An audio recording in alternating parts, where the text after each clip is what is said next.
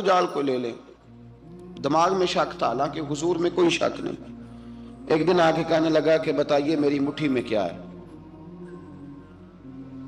تو نبی پاک صلی اللہ تعالی علیہ وسلم نے فرمایا اگر میں نے بتا دیا، کہنے لگا اگر آپ نے بتا دیا تو میں کلمہ پڑھ لوں گا۔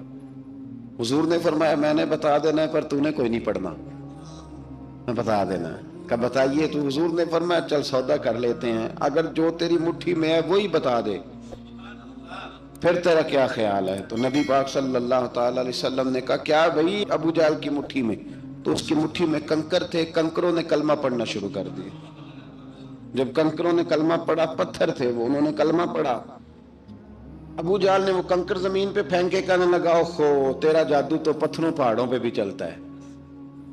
اب جملہ کہنے لگا ہوں سمجھ لینا، ابو جہل گوشت کا آدمی تھا، کنکر پتھر تھے، پتھر کلمہ پڑھ گئے۔ گوشت پوشت کا آدمی تھا پر کلمہ، کیونکہ یہاں کیا تھا؟ شک، اس نے آگے نہیں بڑھنے دی۔ گوشت پوشت کا شخص ہو کے پتھروں سے آگے نکل گیا، نبی پاک صلی اللہ علیہ وسلم کی خدمت میں آیا۔ بلکہ وہ جو یہودی والی روایت ہے اس کے پس منظر میں بھی بعض محدثین نے لکھا ہے، اس کو بھی اسی نے بھیجا، کہنے لگا جاؤ نبی پاک سے جا کے کہو اگر وہ درخت آپ کا کلمہ پڑھے تو میں بھی پڑھ لوں گا۔ درخت، اب درخت ہوتے تو جاندار ہیں پر کلمے تو کوئی نہیں نہ پڑھتے۔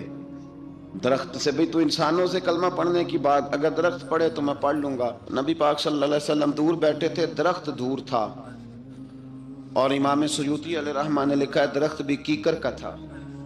نبی پاک صلی اللہ علیہ وسلم نے فرمایا اس یہودی سے کہ تو جا کے درخت کو کہہ کہ تجھے نبی پاک بلاتے ہیں۔ فرمایا میں گیا تو پھر تم نے کہنا جادو کر کے بلایا ہے۔ احتیاط بھی کی، ہر چیز آنکھوں کے سامنے رکھی، تو جا کے کہہ کہ تجھے بلاتے ہیں۔ وہ بندہ گیا، جا کے کہنے لگا، اور امام سیوطی نے اس کو لکھا ہے، کہنے لگے اس نے نبی پاک کا نام بھی نہیں لیا، کیونکہ ابو جہل اینڈ کمپنی کو پتا تھا کہ مصطفیٰ کے نام میں بھی بڑی برکت، خالی نام بھی نہیں لیا۔ کہنے لگا درخت وہ جو سامنے بیٹھے ہیں نا وہ تجھے بلا رہے، نام نہیں لیا حضور کا، وہ جو سامنے بیٹھے ہیں نا، جاءت لدعوتہ الاشجار ساجدۃ، امام بوصیری کہتے ہیں درخت آیا اور سجدہ کرتا ہوا، زمین چیرتا ہوا آیا۔ کس طرح آیا؟ پہلے آگے جھکا، پھر پیچھے جھکا، دائیں جھکا، بائیں جھکا۔ یہاں بھی لکھنے والوں نے لکھا ہے کہ وہ نہ درخت اپنی جڑیں اکھیڑ رہا تھا، جب چلنا تھا نا اس نے حضور کی طرف آنا تھا تو آگے دائیں بائیں ہوا، جڑیں اکھیڑ رہا تھا۔ لیکن ہمارے استاد جب ہمیں یہ روایت پڑھایا کرتے تھے تو کہتے تھے جڑیں نہیں اکھیڑ رہا تھا، جب اس نے سنا مجھے نبی پاک نے بلایا تو اسے وجد ہو گیا تھا، وہ جھومنے لگ گیا تھا، جھوم رہا تھا، حضور نے مجھے بلا لیا، جاءت لدعوتہ الاشجار ساجدہ۔ تو درخت آیا، اس نے آ کے نبی پاک کو سجدہ کیا، لکڑی کا بنا ہوا درخت ہے، سجدہ کیا۔ سجدہ کرنے کے بعد درخت اٹھا اور اٹھ کے اس نے نبی پاک کا کلمہ پڑھا۔ وہ جس کو ابو جہل نے بھیجا تھا نا یہودی، وہ درخت کی حالت دیکھ کے کلمہ پڑھ گیا، وہ کلمہ پڑھ گیا، لیکن یہی بے ایمان کہنے لگا اوئے ہوئے ان کا تو درختوں پہ بھی جادو چلتا ہے۔ لا ریب فی، شک قرآن پاک میں، لیکن اگر بندے کے دماغ میں ہو اس کا علاج ہے کوئی، ادھر ہی شک بیٹھ جائے۔ میں سادی مثال دیتا ہوں کہ سامنے دیوار صاف ہو لیکن گرد اگر آئینے پہ پڑی ہو، دیوار صاف کرنی چاہیے کہ اینک کا شیشہ صاف کرنا چاہیے؟ ساری زندگی لوگ دیوار صاف کرتے گزار دیتے، ساری زندگی تراش خراش کرتے گزار، اپنی مرضی کی پینٹنگ کرتے گزار دیتے ہیں، پر اپنی آنکھ کی پتلی صاف نہیں کرتے، آنکھ کی پتلی صاف نہیں کرتے۔ کسی نے حضرت رومی سے کہا تھا حضور دنیا میں کوئی اچھا ملتا نہیں، فرمانے لگے تھوڑا رونا شروع کر تاکہ تیری پتلیاں وضو کر لیں، وضو کر لیں، وہ انہیں پتہ چل جائے کہ کتنے صاف ستھرے لوگ دنیا میں پائے جاتے ہیں۔ ابو جہل پھر آ گیا، کہنے لگا اگر آپ چاند کے 2 ٹکڑے کر دیں تو میں کلمہ پڑھنے کو تیار۔ اچھا یہاں بھی بڑی مزے کی بات ہے، اللہ نے پہلے کہہ دیا نبی پاک کو کہ ان الذین کفروا سواء علیہم اانذرتہم ام لم تنذرہم لا یؤمنون۔ محبوب یہ جن کی قسمت میں کفر ہے نا، آپ انہیں ڈرائیں چاہے نہ ڈرائیں، یہ ایمان نہیں لائیں گے۔ कंकरों ने भी कलमा पढ़ लिया, दरख्तों ने भी पढ़ लिया, सारा कुछ हो गया, और अल्लाह ने भी कह दिया कि महबूब इस बेईमान ने कलमा नहीं पढ़ना, पर हुजूर ने फरमाया ये पढ़े ना पढ़े हमने मैदान नहीं छोड़ना। जितनी दफा आएगा ना हम इसे जरूर मौजज़ा दिखाएंगे, जितनी दफा आएगा हम क्यों मैदान छोड़।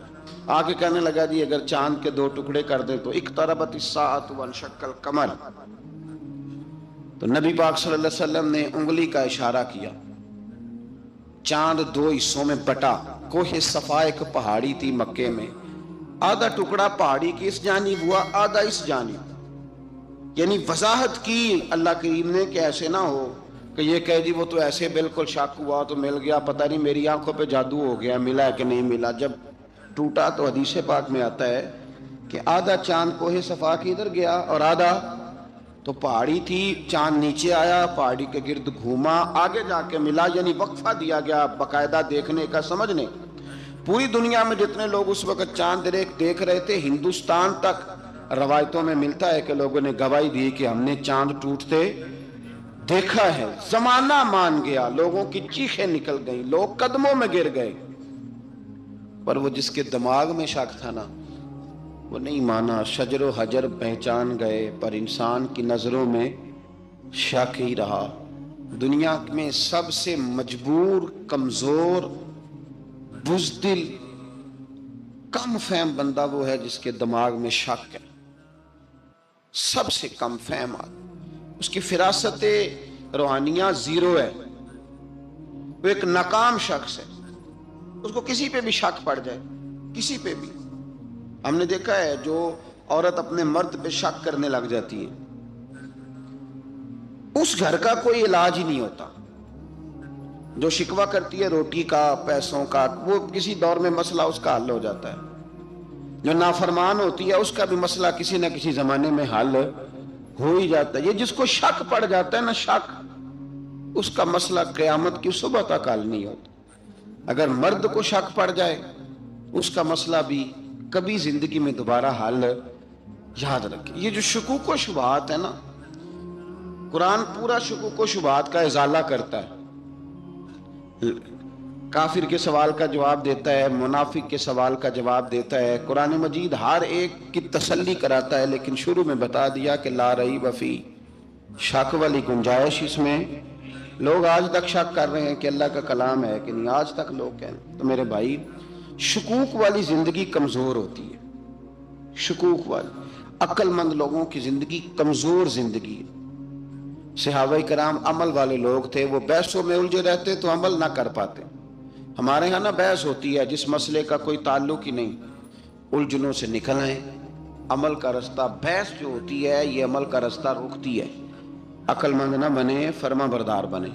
मेरे भाई, शुकूक व शुबहात वाली जो लाइफ है, लेकिन ना अंबिया किराम अलैहिस्सलाम के बारे में शुकूक व शुबहात हैं, औलिया उज़्ज़ाम के बारे में। अब एक नया शक पैदा हो गया है कि फैज़ मिलता है कि नहीं मिलता। हमने फलाने वली को देखा नहीं, सारी जिंदगी उसका नाम लिया, फैज़ मिलेगा कि नहीं। गौस पाक को देखा नहीं, सारी जिंदगी कादरी कहलाया, फैज़ मिलेगा कि नहीं। ख्वाजा अजमेर को देखा नहीं, चिश्ती कहलाए, फैज़ मिला कि नहीं। साबर पिया को देखा नहीं, साबरी कहलाए, फैज़ मिला कि नहीं। ओ खुदा के बंदे, फैज़ वो चीज़ है जो नज़र नहीं आती पर महसूस सबसे ज़्यादा होती है। मिले तो हज़रत अवैस करनी भी नहीं थे नबी पाक से, वो भी नहीं मिले थे, मुलाकात तो उनकी भी नहीं हुई थी। क्या कहोगे, मुलाकात नहीं हुई, लेकिन फ्यूज़ो बरक़ात का ये आलम है कि मेरे महबूब ने फरमाया वो दुआ करेगा तो अल्लाह मेरी उम्मत की बख्शिश फरमाएगा। तो आप, हमारे सूफिया में एक सिलसिला अवैसिया है। सिलसिला अवैसिया में अक्सर मुलाकात नहीं होती, अक्सर नहीं मुलाकात होती बगैर देखे ना। आप जब किसी का नाम जपते हैं, जब किसी का नाम लेते हैं, जब उसी का जिक्र करते हैं, जब उसी के तज़किरे में रहते हैं, तो अल्लाह तबारक व तआला के ये जो कामिल लोग होते हैं ये मुतवज्जो हो जाते हैं, उनकी तवज्जो होती है। और खुद सरकार ने फरमाया, दो आपस में मोहब्बत करने वाले, एक मशरिक में एक मगरिब में, क़यामत के दिन अल्लाह दोनों को जन्नत में इकट्ठा फरमा देगा। ये क्या बात हुई कि हर बात में शक करना कि जी वो फलाने से मुलाकात ही नहीं हुई। तो किस तरह भाई, मुलाकात एक अलग चीज का नाम है, मुलाकात एक अलग शय का नाम है, और फयूज़ो बरक़ात एक اللہ سے ملاقات ہوئی ہے؟ رزق دیتا ہے کہ نہیں؟ زندگی دیتا ہے، ساری چیزیں دیتا ہے، تو ملاقات تو کوئی نہیں کرتا۔ تو اس لیے ہر چیز کو ٹھیک ہے، وہ جو جگہ جس جگہ پہ جو بات ہے اس کو وہاں رہنا چاہیے، لیکن یہ شکوک ہیں، ان سے باہر نکلیں، ان سے باہر آئیں۔ اولیاء اللہ کا جو فیضان ہے، ان کی جو محبت ہے، ان کے جو طریق، حضرت سلیمان بن بشار رحمت اللہ علیہ بزرگ گزرے ہیں، وہ کہتے ہیں میرے پاس، میں بڑا خوبصورت تھا جوانی میں، دین کی تھوڑی سی خدمت کرتا تھا، تو ایک عورت آ گئی، اس عورت نے میرے ساتھ کچھ مجھ سے مانگا، مطالبہ کیا، تو میں نے کہا کوئی بھکارن ہے۔ میں نے جب اس نے نقاب اوڑھا ہوا تھا، جب میں نے اس کی طرف پیسے دینے کے لیے، خیرات دینے کے لیے کوئی چیز بڑھائی، تو اس نے چہرے سے کپڑا ہٹایا، میں نے نظر جھکا لی، کہنے لگی سلیمان میرا رنگ روپ تو دیکھ، میں کتنی خوبصورت ہوں، میں تیری محبت میں گرفتار ہو گئی، خدا را میں اپنے آپ کو تیرے حوالے کرتی ہوں۔ آپ فرماتے ہیں جب اس کے نیت اور ارادے میں اور لفظوں میں میں نے فطور دیکھا، تو میں استغفر اللہ پڑھتا وہاں سے بھاگ گیا، اتنا دوڑا کہ میں بصرہ سے باہر نکل گیا، شہر سے ہی باہر آ گیا، عورت سے دوڑ رہا ہے، مرد نوجوان خوبصورت۔ فرماتے ہیں عشاء کی اذانیں ہو رہی تھی، نماز پڑھ کے میں مسجد میں سو گیا، تو مجھے حضرت یوسف علیہ السلام کا دیدار ہوا۔ جناب یوسف کہتے ہیں میں حضور کا غلام اور غلاموں کا غلام اور صدیوں بعد کا غلام، تو جناب یوسف علیہ السلام میری خواب میں آئے اور کہنے لگے اٹھ جوان میرے سینے سے لگ، یار تو نے تو نبی پاک کا امتی ہو کے وہ کام کیا ہے جو میں نے نبی ہو کے کیا تھا۔ اب کام حضرت یوسف والا کیا تھا نا، تو صدیوں اور سالوں اور مہینوں کا فاصلہ بن سکا، تو وہ آ گئے۔ مسئلہ یہ ہے کہ شکوک و شبہات والی زندگی نقصان دیتی ہے۔ حضرت ہمارے سلسلہ مقدسہ میں ایک سلسلہ علویہ ہے جو اعلیٰ حضرت فاضل بریلوی کو حاصل تھا، شاہ عبدالعزیز صاحب محدث دہلوی رحمۃ اللہ تعالی علیہ نے بڑا لکھا مولا علی کی شان پہ، حضرت علی پہ کلام، ان کا ذکر، ان کے تذکرے اس قدر فنا ہو گئے کہ ہر وقت ذکر علی کرتے۔ فرماتے ہیں مجھے خواب میں حضرت علی کا دیدار ہوا، انہوں نے مجھے بیعت فرمایا اور مجھے اپنے سلسلہ مبارکہ میں اجازت دی۔ تو شاہ صاحب رحمت اللہ علیہ فرمایا کرتے تھے کہ میں نے وہ بہت کم لوگ ہیں جن کو پھر ان میں بیعت فرمایا جاتا ہے، تھوڑے چند لوگ، اور ان کو سلسلہ مبارکہ میں اس میں چند لوگ ہیں۔ اعلیٰ حضرت کے بعد شاہ علیہ رسول ہیں، شاہ علیہ رسول کے بعد شاہ عبدالعزیز محدث دہلوی، وہ ڈائریکٹ مولا علی شیر خدا سے بیعت۔ تو مطلب یہ ہے کہ کام شکوک و شبہات سے نکلیں۔ قرآن نے کہا لا ریب فیہ، قرآن میں شک البتہ وَإِن كُنتُمْ فِي رَيْبٍ مِّمَّا نَزَّلْنَا عَلَىٰ عَبْدِنَا، بندے کچھ شک کرتے ہیں، اگر انہیں شک ہو تو وہ اس طرح کریں کہ فَأْتُوا بِسُورَةٍ مِّن مِّثْلِهِ، پھر اس کی مثل ایک صورت لے کے آئیں، اور وَادْعُوا شُهَدَاءَكُم مِّن دُونِ اللَّهِ إِن كُنتُمْ صَادِقِينَ، سارے بے شک اپنے حمایتی بلا لیں اگر وہ سچیں۔ شک والی دنیا سے باہر نکل آئیں، حقیقت والی دنیا کو قبول کریں۔ شکوک و شبہات کا ازالہ نہیں ہوتا، شک دوسرے شک کو جنم دیتا ہے، نقص دوسرے نقص کو جنم دیتا ہے، غلطی دوسری غلطی کو جنم دیتی ہے۔ اور انسان جب تک شکوک کی، میں نے آپ کو کہہ دیا کہ ہر گھر بس سکتا ہے، ہر گھر، ہر عورت کے صحیح ہونے کی امید ہوتی ہے، پر جس بی بی کو اپنے خاوند کے کردار پہ شک ہو وہ بی بی کبھی مطمئن نہیں ہوتی۔ ہر گھر بس جاتا ہے، لیکن جس خاوند کو اپنے بیوی کے کردار پہ شک ہو جائے اس کا کبھی اس کے ساتھ سلوک مخلصانہ۔ شکوک والی زندگی بیماروں کی زندگی ہے، شکوک والی زندگی بیماروں کی زندگی، کمزوروں کی زندگی، بزدلوں کی زندگی۔ اس لیے حقیقت والی چیز جب تک آپ کے پاس کوئی چیز کلیئر ہو کے نہیں آتی، شریعت اسلامیہ نے بہتان کی سزا رکھی ہے 80 کوڑے، پتہ ہے آپ کو؟ جس نے ایسے ہی بہتان لگا دیا، دلیل ہی کوئی نہیں، ایسے ہی کہہ دیا کہ جی وہ مجھے شک ہے جی انہوں نے ایسے کیا، فرمایا اسے کوڑے مارو۔ شک کی بنیاد پر بہتان ترازی کرتا ہے، کوڑے کی سزا رکھی، 80 کوڑے مارو اس ظالم۔ یہ شک کر رہا ہے اس کو جب اس کے پاس دلیل ہی کوئی نہیں۔ یہاں بڑے بندے ہیں بات کر دیتے ہیں، کہتے ہیں جی وہ ایسا ہوا ہوگا، میں نے ایسا دیکھا تھا، ہوگا، کیا تھا، ممکن ہے۔ تو یہ شکوک ہے۔ اس شکوک، یہ سامنے والے کا کچھ بھی نہیں بگڑتا، اس بیچارے کا کیا بگڑنا ہے؟ یاد رکھیں بڑی خوبصورت بات یہاں حضرت عبداللہ ابن مسعود کی، آپ فرمایا کرتے تھے جب کسی بندے پر بندے شک کرتے ہیں اور ناجائز شک کرتے ہیں، اللہ اس کی عزتوں میں اضافہ فرما دیتا ہے۔ اللہ اسے شانیں عطا کرتا ہے اپنی زندگی کو بیماریوں سے نکالنے. یہ روحانی بیماری ہے شک، اس سے باہر آنا. یہ ظلم ہے، اولیاء پہ بھی شک، صوفیاء پہ بھی شک، علماء پہ بھی شک، ہر بندے پہ شک، کوئی صحیح نہیں، سارے غلط، میں اکیلا صحیح. اس شک سے باہر آ جائیں. یہ نفسیاتی مریض بنا دے گا، بے سکون کرے گا، بے قرار کرے گا. اللہ تبارک و تعالیٰ نے نا ہمارے محبوب کریم علیہ السلام کو دنیا میں بھیجا تو فرمایا یا ایھا الناس قد جاءکم برہان من ربکم، اے لوگو تمہارے پاس تمہارے رب کی دلیل آ گئی. اللہ تبارک و تعالیٰ نے محبوب پاک علیہ السلام کو سراپا دلیل بنا کے بھیجا. باقی انبیاء کرام علیہم السلام کے پاس بھی اپنی نبوت کے دلائل کے طور پر بے شمار معجزات تھے، اور حضور کریم علیہ السلام کے تو پورے وجود کو ہی اللہ نے معجزہ بنایا. اور نبی پاک صلی اللہ تعالیٰ علیہ وآلہ وسلم کی نبوت کی دلیلیں، حضور کے رسالت کے مستحکم دلائل جگہ جگہ آپ کو ملیں گے. سب سے پہلی چیز تو یہ سمجھنے والی ہے کہ نبی پاک علیہ السلام نے جس چیز کو سب سے پہلے اپنی نبوت کی دلیل کے طور پر بیان فرمایا وہ حضور کا کردار ہے، سیرت ہے، عمل ہے، حضور کا لوگوں کے ساتھ رویہ ہے. نبی پاک علیہ السلام کی تبلیغ کے 3 دور ہیں.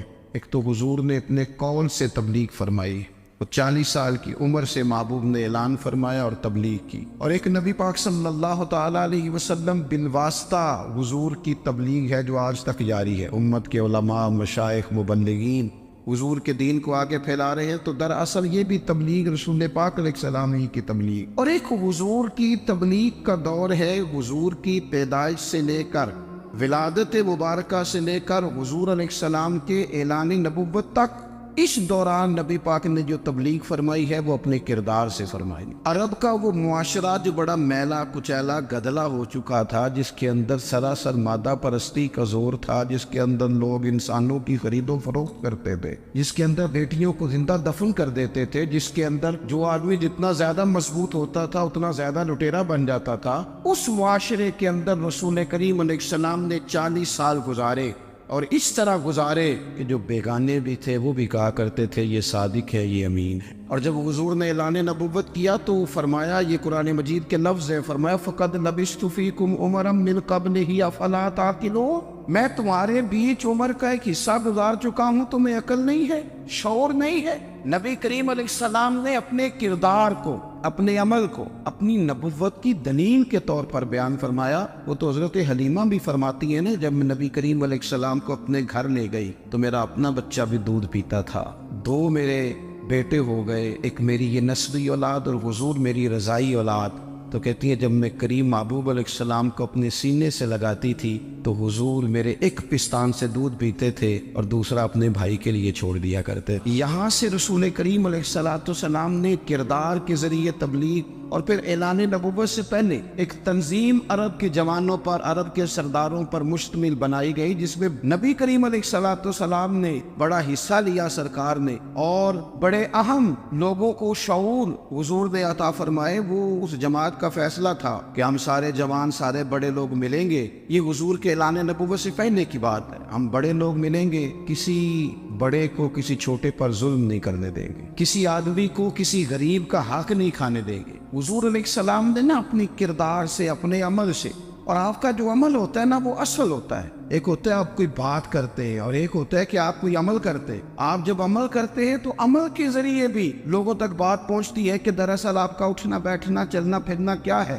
میرے رسول کریم علیہ السلام کا اٹھنا بھی ایک نبی کا، بیٹھنا بھی ایک نبی کا، بات کرنا بھی ایک نبی کا، معاملات زندگی کرنا بھی ایک نبی کا، لین دین کرنا بھی ایک نبی کا. ایک شخص کہتے ہیں میں نے اعلان نبوت سے پہلے حضور علیہ السلام سے کوئی چیز خریدی تھی اور میں نے عرض کیا تھا آپ یہاں تشریف رکھے، میں پیسے لے کے آتا ہوں. میں 3 دن کے بعد آیا.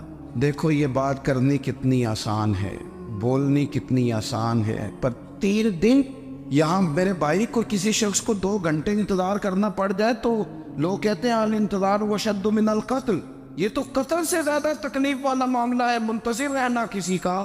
کہتے 3 دن کے بعد میں آیا تو میرے رسول کریم وہیں تشریف فرمایا. بس اتنا فرمایا یار تم نے مجھے بڑی تکلیف میں ڈال دیا، 3 دن ہو گئے یہاں رکے ہوئے. تو حضور نے اپنے کردار کو، اپنے عمل کو، اپنے معاملات کو سب سے پہلے اپنی نبوت کی دلیل کے طور پر پیش کیا۔ کسی نے کیا خوب کہا تھا کہ جو تیری جان کے دشمن ہے وہ بھی کہتے ہیں، بظاہر تو آئے ہیں نا ہجرت کی رات جان لینے، لیکن امانتیں حضور کے گھر میں رکھی ہوئی ہیں، امانتیں کاشانہ نور پہ پڑی ہے۔ وہ جو تیری جان کے دشمن ہے وہ بھی کہتے ہیں کہ امین تو ہے اور صداقت کی آبرو تو ہے۔ تو پہلے کردار، پھر دوسری بات، اللہ تعالیٰ نے اپنے محبوب علیہ السلام کو اپنا مطلق نائب بنا کر، اپنا محبوب اعظم بنا کر، ویسے ہی سارے انسانوں کے بارے میں کہا وَإِذْ قَالَ رَبُّكَ لِلْمَلَائِكَةِ إِنِّي جَاعِلٌ فِي الْأَرْضِ خَلِيفَةً، میں زمین میں اپنا نائب بنانے والا ہوں۔ لیکن حضور علیہ السلام تو محبوب ہے نا، حضور کی نیابت تو محبوبیت کے درجے پر فائز ہے۔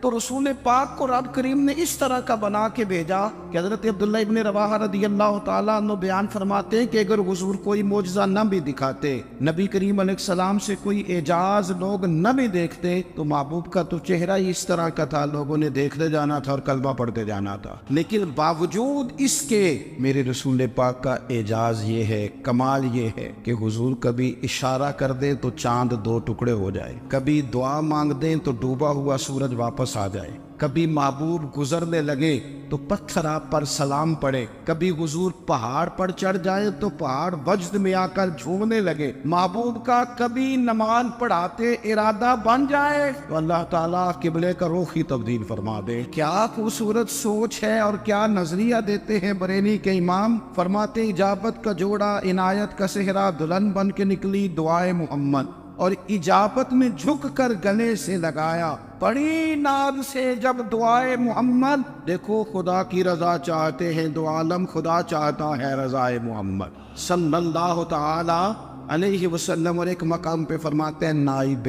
دست قدرت پہ لاکھوں سلام، نائب دست قدرت پہ لاکھوں سلام۔ تو اللہ تعالیٰ نے نبی پاک صلی اللہ تعالی وسلم کو جو اعجاز۔ پھر ایک اور بات، حضور امی ہے، دنیا میں آ کر محبوب نے کسی سے پڑھا ہی نہیں، میرے محبوب نے جتنا پڑھا ہے رب کریم سے ہی پڑھا ہے۔ الرحمن علم القرآن خلق الانسان، رحمان نے قرآن سکھایا پھر انسان بنایا۔ اللہ تبارک و تعالیٰ کی بارگاہ کرم سے حضور نے لیا، رسول کریم امی ہے، یہ بھی حضور کی نبوت پر ایک بڑی دلیل۔ دیکھو ایک ہوتا ہے کوئی آدمی بچپن سے کسی چیز سے شغف رکھے اور جب اس کی عمر بڑی ہو جائے تو کہتے ہیں اس کا تجربہ بڑا ہو گیا، یہ پہلے کچھ شعر کہتا تھا، کوئی ادبی جملہ کہتا تھا، تو اب اس کی یہ کام کرتے کرتے عمر بڑی ہو گئی ہے تو رسوخ حاصل ہو گیا۔ 40 سال کی عمر مبارک تک نبی کریم نے ایک شعر بھی نہیں کہا۔ حضور علیہ السلام نے کبھی کوئی ایسی بات، ویسے تو حضور کی ہر بات حکمت والی، لیکن جس کو عرب کے لوگ اپنے لہجے میں شاعری یا اپنے لہجے میں ادب کہتے تھے،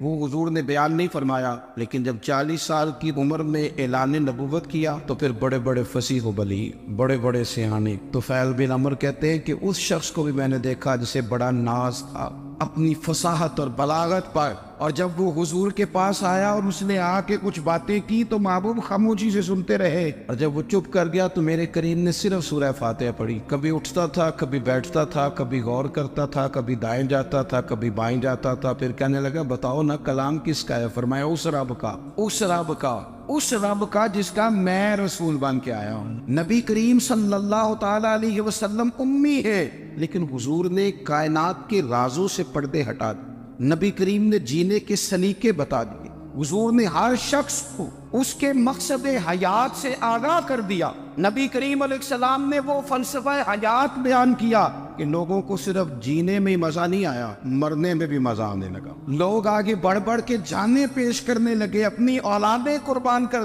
جو فلسفیوں سے کھل نہ سکا اور نکتہ بروں سے حل نہ ہوا، وہ راز ایک طیبہ والے نے بتلا دیا چند اشاروں میں۔ محبوب کریم امی ہیں، لیکن حضور نے اس طرح دنیا کو سکھایا، اس طرح دنیا کو پڑھایا، اس طرح حضور نے علم کے چراغ اور دیپ روشن کیے کہ قیامت تک جسے روشنی ملے گی نا، اسے صرف دروازہ مصطفیٰ سے ملے گی، اسے رسول کریم علیہ السلام کے سارے دولت سے ملے. کچھ لوگوں نے کہا کہ اپنے پاس سے آیات بنا کے لاتے. اپنے گھر میں بیٹھ کے دعوے کر لینا تو کوئی مشکل کام نہیں نا ہوتا, سارے لوگ ہی کر لیتے. بلکہ وہ ہمارے ایک بزرگ کہا کرتے تھے, خیالی پلاؤ پکائیے کہ وہ کدے بھی کاٹ نہ پائیے. کیونکہ کون سا پیسوں کا ڈالنا ہے, وہ زیادہ ڈالیں ہم اور زیادہ ڈالیں. بہت سارے لوگ ہیں آج بھی, کچھ لبرل ہیں بیچارے, کچھ دین بیزار طبقہ ہے, وہ کہتے ہیں جناب ہمیں تو جدید باتیں بتائیں, ہمیں تو نئے اسلوب کے مطابق لے کے چلے, ہمیں تو او بھائی سن, میرے نبی پاک علیہ السلام نے فرمایا میرا قرآن کبھی پرانا نہیں ہو,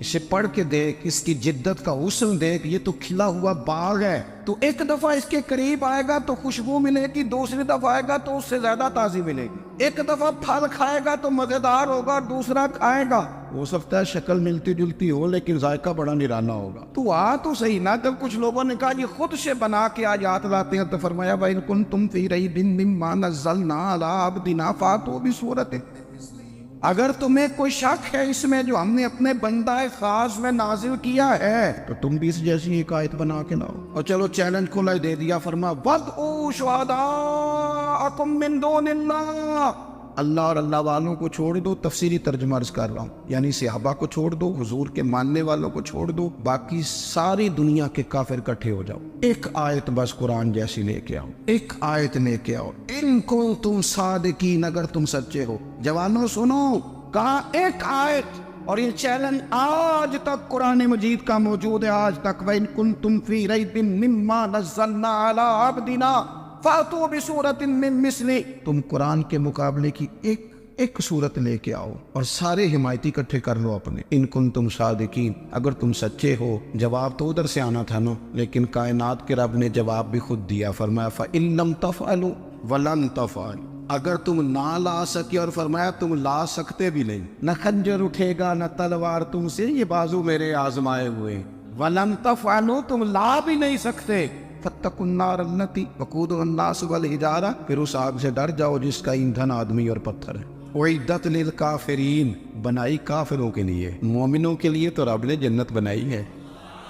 اُعِدَّتْ لِلْكَافِرِينَ, یہ دوزخ اللہ نے کن کے لیے بنائی ہے؟ اُعِدَّتْ لِلْكَافِرِينَ کہتے ہیں کافر کے لیے بنایا. تو اللہ تبارک و تعالیٰ نے میرے رسول پاک صلی اللہ تعالیٰ علیہ وسلم کو وہ کتاب عطا فرمائی, اور پھر حضور کی فصاحت و بلاغت, معرفت. دیکھو ایک ہوتا ہے گھنٹوں باتیں کرنا, ایک ہوتا ہے کئی والیم پر مشتمل, کئی جلدوں پر مشتمل کتب کا لکھنا, اور ایک ہوتا ہے کسی بندے کا ایک بات کرنا اور سامنے والے کی طبیعت کو اتنا جگا دینا کہ اگلی بات فوراً ہی اس کی سمجھ میں آ جائے. اور حضور نہ کسی کی انا کو نہیں جگاتے. ہم بعض اوقات کسی سے خطاب کرتے ہیں, بات کرتے ہیں تو سامنے والے کی انا کو جگا دیتے ہیں, ٹھیس پہنچاتے ہیں, وہ کہتا چل پھر تگڑا ہو جائے میں بھی آیا. حضور انا نہیں جگاتے تھے, میرے نبی پاک ضمیر جگاتے تھے تاکہ وہ شخص فیض حاصل کر سکے, اسے کچھ ملے. نبی کریم کا جو انداز تکلم ہے وہ اس طرح کا ہوتا تھا کہ انسان خود بخود کھل اٹھتا تھا کہ مطلب یہ بات ہونے کیا لگی ہے, مطلب حضور کیا فرمانے لگے. نبی کریم صلی اللہ تعالی علیہ وسلم, ایک دن محبوب کریم نے صحابہ کے دیے حضور کی فصاحت و بلاغت دیکھے, فرمایا محبوب نے کتنا نادان ہے وہ شخص جو اپنے ماں باپ کو گالی دے. کھلی ہو گئی لوگوں کی آنکھیں, کان کھڑے ہو گئے کہ یا رسول اللہ کون ایسا بدبخت ہے جو ماں باپ کو گالی دے گا. اب جب سوالات ذہنی سطح پر پوری طور پر ابھر گئے نا, اب رسول کریم نے بات سمجھائی. یہ ہے فصاحت و بلاغت, تیرے آگے ہے یوں دبے نچے.